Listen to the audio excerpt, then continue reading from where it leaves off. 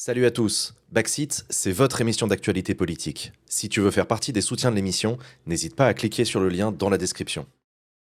Vous êtes journaliste dans une revue qui s'appelle 21. Tiens, attends, je l'ai ici. Hop là. 21, le dernier numéro de 21 qui est sorti hier, que vous trouverez chez vos marchands de journaux. Et vous y retrouverez, regardez sur la une, e-sport, la revanche des geeks. Une enquête que vous avez publiée, qui est déjà sortie en ligne la semaine dernière, mais qui est disponible dans ce dernier numéro version papier de la célèbre revue 21. Une enquête qui s'intéresse de près à la Carmine Corp. La K-Corp, elle est bien connue de nous qui sommes sur Twitch. La K-Corp, c'est une aventure humaine extraordinaire, une aventure e-sport. C'est Prime et Kameto qui ont lancé ensemble ce club et qui ont réussi à gagner des matchs les uns après les autres, à monter petit à petit à LFL. Et puis la nouvelle est tombée il n'y a pas très longtemps, je crois, l'accès à la LEC pour l'année prochaine pour ce club français. C'est absolument extraordinaire. C'est une success story, la K-Corp, une story qui fait rêver beaucoup de monde. Et pourtant, vous, dans votre travail de journaliste, vous avez décidé de creuser un petit peu et de regarder ce qu'il y avait sous le phare et les paillettes. Et qu'est-ce que vous avez découvert ? Bonsoir, déjà, merci de nous inviter. Ce qui nous a intrigué, c'était que la K-Corp, en effet, avait ce côté extrêmement fascinant, qu'elle portait le secteur comme jamais, qu'elle emportait avec elle l'audience française, le public de fans, mais on avait le sentiment qu'elle n'avait pas été examinée, disons, avec le même sérieux qu'on pourrait exiger d'autres grandes entreprises publiques qui mobilisent des légions de fans. Et ça nous a paru très intéressant Ouais, Je me suis trompé, je me suis trompé, excusez-moi. Évidemment, ça fait déjà un an qu'ils sont à l'EC, mais en le disant, je me suis dit que je buguais parce qu'il y avait évidemment qu'ils y sont déjà, je suis con, quoi. Excusez-moi. Est-ce que c'était un domaine que vous connaissiez déjà, l'e-sport ? Peut-être pour compléter la réponse précédente, je pense que ce qu'on a découvert, c'est ce qui a fait parler cette semaine. Ce qu'on a découvert, c'est qu'en fait, derrière le storytelling et la version officielle d'un club basé sur deux influenceurs, sur une histoire qui était une histoire heureuse, une histoire enthousiasmante, et ce qu'elle est à mains égards, il y avait en réalité un conflit latent entre les deux fondateurs et actionnaires de la K-Corp. Et il nous a semblé que c'était d'intérêt général de le révéler et de montrer justement au grand public, mais aussi aux fans de la Carmine Corp et aux fans d'e-sport en général, que derrière justement ce fonctionnement qu'il peut y avoir dans l'e-sport basé sur des influenceurs, la patte humaine et les réalités commerciales qui se cachaient derrière étaient intéressantes à révéler. Effectivement, c'est d'intérêt public. L'état des relations entre Kameto et Prime, ça me paraît effectivement intéressant, mais vous avez découvert quoi ? C'est-à-dire qu'ils se basent sur quoi, leur divergence ? En fait, j'ai une divergence assez simple, c'est qu'au tout début, ça, je ne veux pas l'apprendre aux fans, surtout que moi, je connais moins que Nicolas l'e-sport, mais à l'origine, l'histoire de la K-Corp dépend de Kameto et donc de la Kameto Corp. Et au moment de la fondation de la Carmine Corp, il y a cette alliance qui se fait entre Prime et Kameto avec une répartition des rôles qui était d'abord tacite puis a été contractualisée, qui était qu'un devait s'occuper de l'aspect sportif et l'autre devait s'occuper de l'aspect merchandising, etc.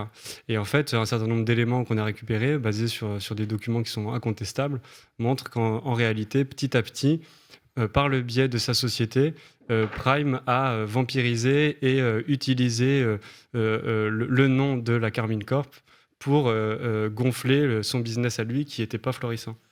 Et on a entendu beaucoup de choses cette semaine, de gens qui nous disaient que c'était un complot, etc. Et On va en parler.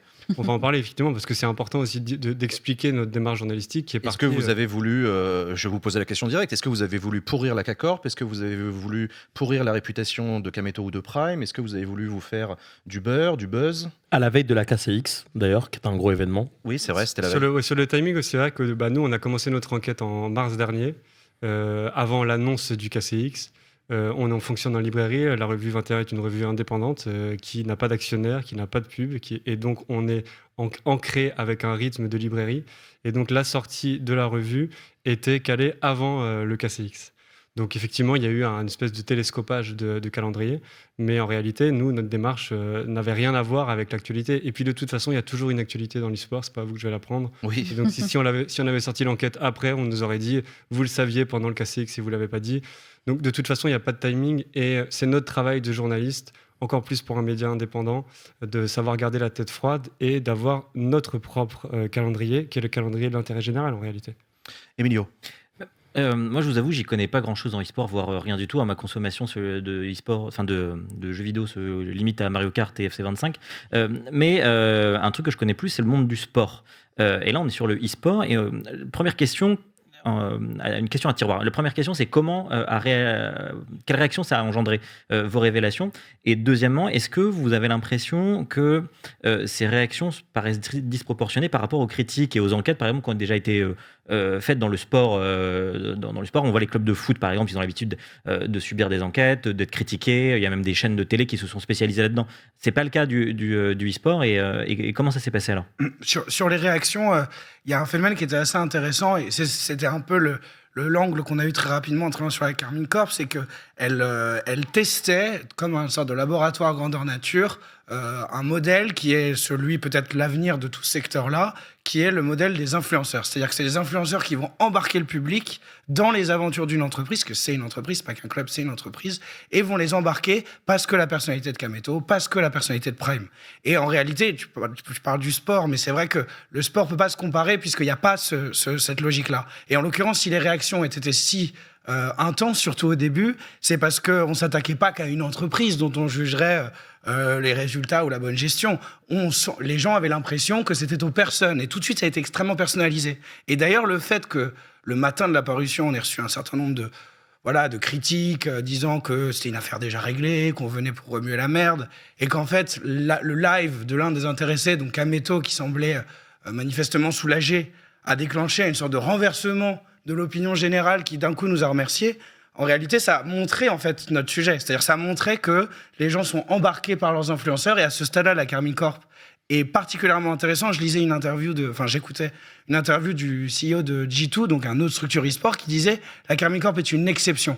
Et en un sens, oui, parce que c'est celle qui fait tout le plus grand, le plus fort et qui détruit les records. Mais en un sens, c'est plus qu'une exception. Je dirais que c'est un modèle chimiquement pur. Je parlais du laboratoire, puisqu'elle teste, grandeur nature, qu'est-ce qui fait qu'un club d'e-sport peut fonctionner, vu qu'il n'y a pas de droit télé, vu qu'il n'y a pas de ticketing dans les stades, bien que ça, ils vont sans doute en avoir un petit peu, maintenant que leur stade a ouvert à Évry-Courcouronnes, c'est comment on embarque les gens, comment on crée les audiences, et par des histoires personnelles. Et nous, voilà, on voulait un peu sortir de cette personnalisation émotionnelle, arriver avec des chiffres, des données et de la rationalité. Et puis Malek. Pardon. Non, je voulais. Alors moi, pour le coup, je connaissais pas la revue 21. Donc vous avez ma boîte mail, parce que j'ai dû donner mon adresse mail pour accéder à l'article la semaine dernière. Super revue. Pour le coup, je ne connaissais pas, et du coup, très gros coup de votre part d'avoir parlé de... Moi, j'aime bien parler de la Carmine Corp comme du club e-sport du peuple, parce que j'ai une affection pour Kameto, pour Prime, qui sont des banlieusards, qui sont des gens qui nous ressemblent et qui ont monté cet empire. Ma question est un peu provoque. Qu'est-ce qu'on apprend en réalité de concret dans l'article? Parce que oui, il y a eu un conflit donc entre des fondateurs, entre des actionnaires, mais j'ai envie de vous dire, ça arrive dans plein de boîtes. Quand on nous dit là, par exemple, qu'avec son entreprise personnelle, Prime... En fait, tout est flou. Qu'est-ce qu'on apprend de concret? Mais quand vous avez lu l'article, vous avez vu que c'était pas flou. En réalité, pour le coup, un peu. Bah non, on donne des faits concrets, c'est-à-dire on donne des dates, des faits, des documents. Quand on parle notamment quand je dis que l'utilisation de la société actionnariale de Prime sur la Carmine Corp on se base sur des documents, on se base sur un contrat en particulier avec un producteur. Avec Play2. Donc les choses sont quand même assez concrètes. Qu'est-ce qu'on apprend? On apprend en fait que c'est pas une entreprise qui mobilise du public, c'est pas elle seule qui décide de sa communication et de son visage public. À partir du moment où on mobilise des foules, à partir du moment où on gère une entreprise, on gère des salariés, on vend du rêve, on veut devenir, comme eux le disent eux-mêmes, le Disney de l'entertainment, et c'est logique et c'est normal que nous, contre-pouvoir, journalistes indépendants, sans agenda caché, sans être manipulés par personne, par notre propre initiative, on s'intéresse et on regarde. Et qu'est-ce qu'on apprend aussi? On apprend que les influenceurs ont créé quelque chose d'extraordinaire qui est des nouveaux médias, le stream, ce qu'on voit ici. Et ça a énormément d'atouts et de vertus. Et donc, ça devient intéressant de regarder quels sont aussi peut-être les glissements qui peuvent arriver. Et un des glissements, c'est qu'en fait, à partir du moment où vous créez une entreprise basée sur la réputation de 2 influenceurs, il n'y a pas de contre-pouvoir. Vous êtes maître de tout, de votre storytelling, vous pouvez dire ce que vous voulez aux gens. Et c'est notre travail à nous, en fait, de vérifier qu'un un discours public est sincère. Et que nous, évidemment, l'aspect people ne nous intéresse pas. Moi, je ne connaissais pas l'e-sport du tout avant. Et en fait, ce qui est intéressant, ce n'est pas la brouille entre 2 personnes. Ce qui est intéressant, c'est de voir 2 personnes qui sont capables de mobiliser des foules, qui, quand elles s'embrouillent, en fait, ce n'est pas un drama. C'est ce qu'on a essayé de dire après. Le sujet, ce n'est pas un drama. Et c'était presque frustrant en tant que journaliste de voir qu'était retenu de notre travail le côté drama. Nous, on n'est pas là pour faire des dramas. On est là pour rapporter des faits et pour, justement, prendre au sérieux un club. Moi, j'ai fait des enquêtes sur le PSG, sur l'OM, sur plein d'autres clubs comme ça. Et c'est la même logique, en fait. Il n'y a pas de raison qu'avec l'e-sport, qu'avec les influenceurs, aussi sympathiques et aimés soient-ils, on fasse un travail différent. Je précise que la revue 21 n'est pas une revue qui s'adresse aux fans e-sport. C'est aussi un article que vous avez écrit à destination d'un public qui connaît peu l'e-sport et qui le voit de loin et qui voit ces très belles images du KCX, qui ne connaît pas du tout. Donc voilà, c'est aussi un article, c'est une revue indépendante. Aussi vont être intéressés par ce qu'on fait. On fait du grand reportage, on fait des enquêtes internationales. Il n'y a pas de raison. J'en profite pour compléter très très rapidement, mais c'est cette idée. Qu'est-ce qu'on ne savait pas déjà? C'est une critique qu'on nous a beaucoup faite. C'est-à-dire, on le savait, on a entendu certains des représentants des ultras qui disaient mais nous on était au courant, etc. Et alors déjà, de 2 choses l'une, je ne m'adresse pas tant à toi que au public en général, mais je me méfie toujours du moment où on nous dit ah mais ça c'était connu. Bah si c'était connu, pourquoi c'était pas sorti? Ensuite, les gens sont pas tous aussi engagés et ne peuvent pas suivre absolument tout ça. Et je pense que les gens qui suivent de loin la Carmine Corp, qui en sont fans, qui vont débourser de l'argent, faire des voyages, aller jusqu'à Londres, suivre les compétitions, ont un peu le droit de savoir la façon dont ceci est géré. C'est aussi ça la différence entre une rumeur et une information, c'est qu'il y a des journalistes qui vérifient. Malek. Mais alors, je me permets, c'est pas une attaque, mais j'avais l'impression des fois qu'on n'allait pas au bout des choses. Typiquement, quand on parle de la révocation de Prime, c'est important de dire qu'à la fin, il n'a jamais été révoqué. C'est important de l'écrire. Mais la révocation de quoi? Là, alors, à un moment, l'article dit qu'il y a une lettre d'avocat qui est partie et qui à destination de Prime pour évoquer une révocation de l'entreprise. Et il faut dire qu'il n'a jamais été révoqué. Ça, c'est important de le dire. Il y a des formulations aussi qui m'ont dérangé. Quand vous dites que Prime, à un moment, vous parlez de poule aux œufs d'or. En fait, vous dites sans dire, et moi je vous avoue que ça m'a beaucoup questionné, donc je me suis permis d'appeler toutes les parties. Je me suis rendu, je ne savais pas que c'était autant de monde, donc je me doute que votre travail a dû être long et fastidieux, mais en réalité à la fin des fins, tous les bilans comptables ont été validés. À la fin des fins, le contrat avec Play2, là, le producteur a été reconduit. En fait, dans sa forme, il n'était pas bon au départ, mais la Carmine Corp a reconduit le contrat avec le producteur, preuve que c'était donc un bon deal. On dit qu'à un moment, l'entreprise personnelle de Prime s'effondre, mais en réalité, il faut dire que c'est parce qu'il avait mis ses usines personnelles portugaises à disposition pour la Carmine Corp, parce qu'aucun équipementier voulait travailler au début avec il n'a pas d'usine personnelle. C'est pas ses usines personnelles, pardon, mais c'est des usines avec lesquelles il travaillait pour Narcissique, notamment, pour sa boîte de textile. C'est un point très précis. Tu abordes des points très précis de l'article. Je pense qu'il y a beaucoup de gens qui nous écoutent qui n'ont pas lu l'article. Quelle est ta question? Ma question, c'est pourquoi ne pas être allé au bout de ces trucs? J'ai dû, moi, aller chercher, en fait. En fait, c'est Clément. C'est comme une défense de politique un peu de dire ça. C'est qu'en réalité, le fait que les choses... Tout est politique. Non, mais en fait, à partir du moment où les choses ont été réglées... Nous, déjà, dans l'article, pour commencer par la première partie, on dit qu'effectivement, il y a eu une lettre de demande de révocation qui ensuite a été réglée avec de nouveaux apports contractuels et une baisse du capital.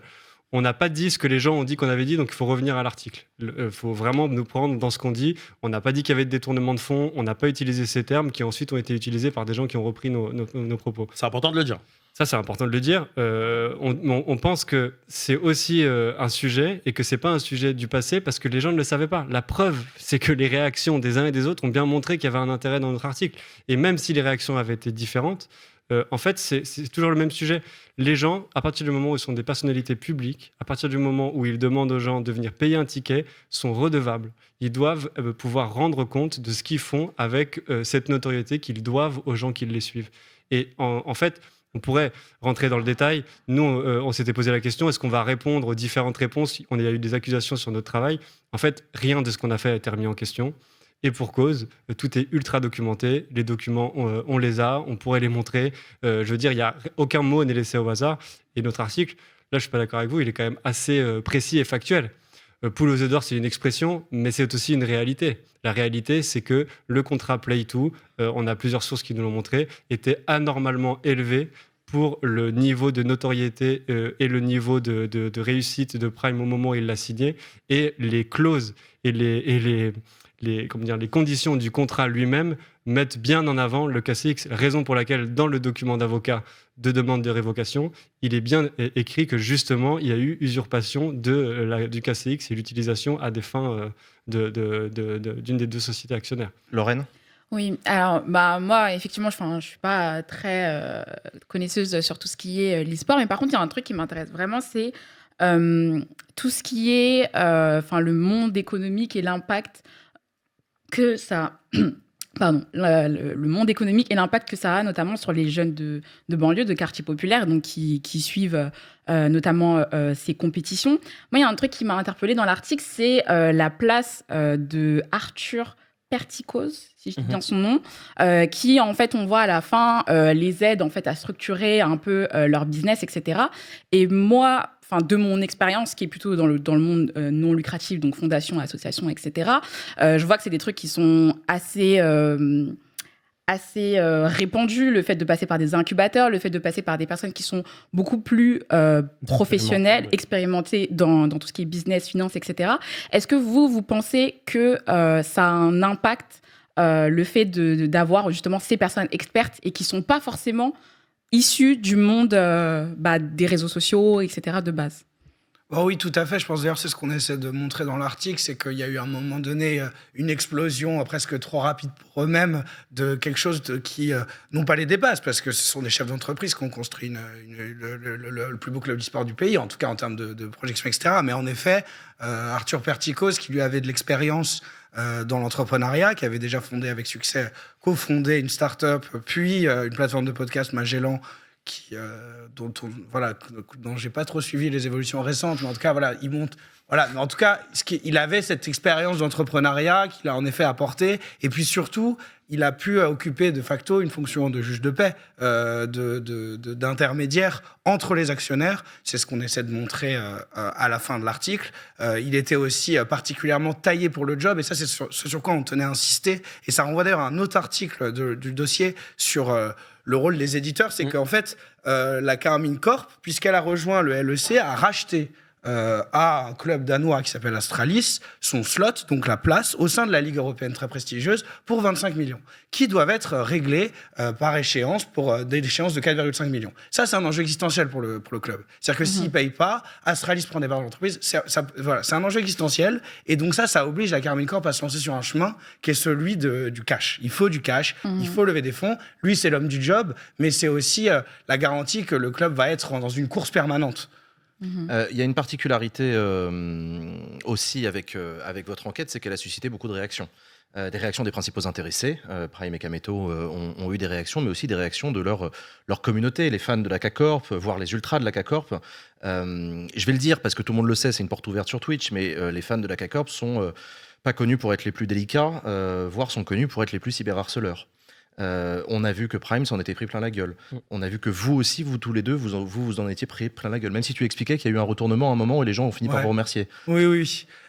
C'est particulier quand même. Enfin, je veux dire, quelle réaction est-ce que vous avez vue qui a été suscitée par votre article? Déjà, moi, à titre personnel, mon hygiène personnelle, c'est de tout couper très rapidement dès que je vois que ça commence à s'enflammer. Enfin, j'ai pas souvent été exposé comme ça.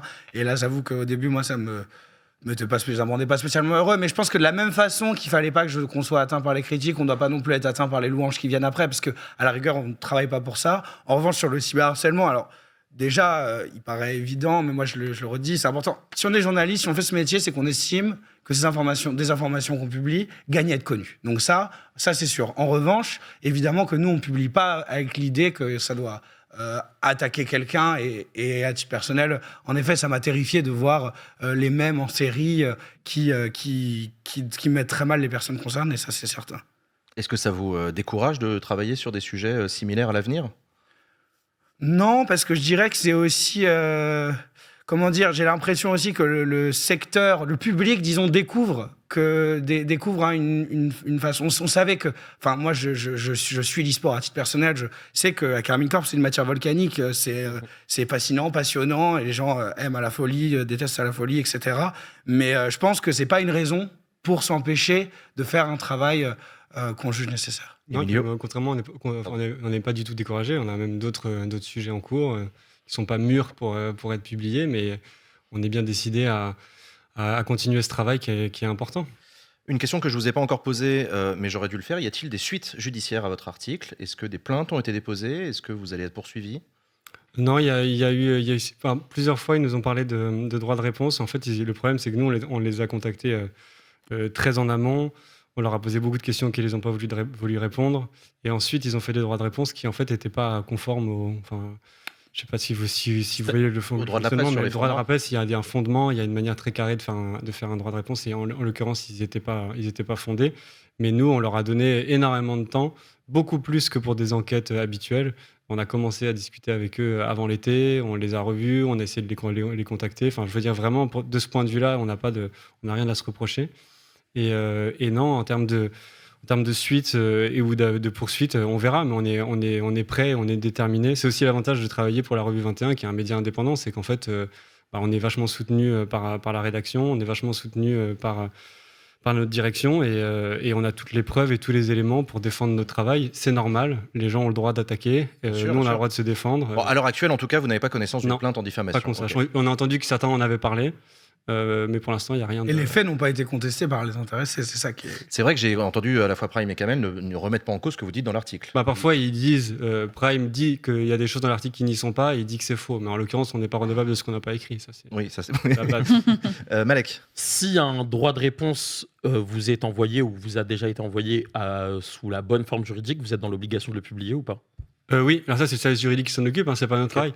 Mais en fait, on a des pratiques journalistiques qui sont quand même assez carrées et qui sont saines. C'est qu'en fait, quand on travaille comme ça, avant de publier, on a demandé, on leur a dit qu'on allait écrire sur le conflit entre les deux fondateurs. Mhm. On aurait bien aimé avoir leur version à chacun, qu'on voulait les rencontrer. Ils n'ont pas voulu. Ils ont été copieusement prévenus. Et ensuite, quand l'article était prêt à sortir, soudainement, certains se sont réveillés, ont voulu voir l'article, puis essayer de le modifier, etc. Et là-dessus, nous, on est très carré. On n'a pas de raison de faire de faveur à qui que ce soit. Et on a une hygiène professionnelle qui ne change pas en fonction de l'influence sur les réseaux de quiconque. Ouais, et je précise juste, je ne suis pas expert en droit, mais le droit de réponse, c'est pas vous avez parlé de moi, je vais parler de moi dans votre publication. Droit de réponse, c'est vous avez donné le fait A, j'estime que sur le fait A, c'est faux, donc je vais répondre sur le fait A, et vous allez publier au même public ce que vous avez écrit sur le fait A. T'as raison. En revanche, nous, on écrivait fait A, et le droit de réponse, c'était plutôt A, virgule, mais le lendemain, on faisait ça. Enfin, c'était un peu des précisions à côté, et pas exactement le fait lui-même. Et c'est ça Oui, le droit de réponse. si, t'as raison, rien n'a été contesté. la question du droit de réponse, c'est une question historique du droit de la presse. Ça a toujours été très complexe, très subtil, très particulier. Il y a des tribunaux qui sont là pour régler ça si jamais il y a contestation de la part des intéressés. Dernière question un peu plus générale sur les politiques dans tout ça. Est-ce que des politiques s'intéressent à l'e-sport? Est-ce que vous avez vu au cours de votre enquête un lien direct ou indirect avec le monde merveilleux de la politique dont nous parlons dans cette émission? Alors, ce qui est un peu dommage, mais c'est que l'article Karmine Corp est un peu l'arbre qui a caché la forêt, mais on peut montrer la couve du numéro. On a fait un dossier entier sur l'e-sport.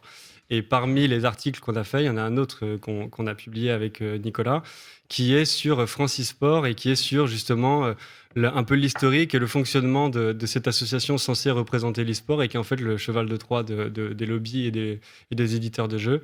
Et donc cet article-là montre assez bien justement comment est-ce que les politiques font partie de ces gens qui ne voient dans l'e-sport que quelque chose qui à un moment ou à un autre pourrait être utilisé et n'essayent pas de comprendre ce phénomène de société, ni à le soutenir, ni à l'aider. Et en fait, c'est vrai que dans nos diverses enquêtes, on a rencontré des dizaines de personnes dans l'e-sport.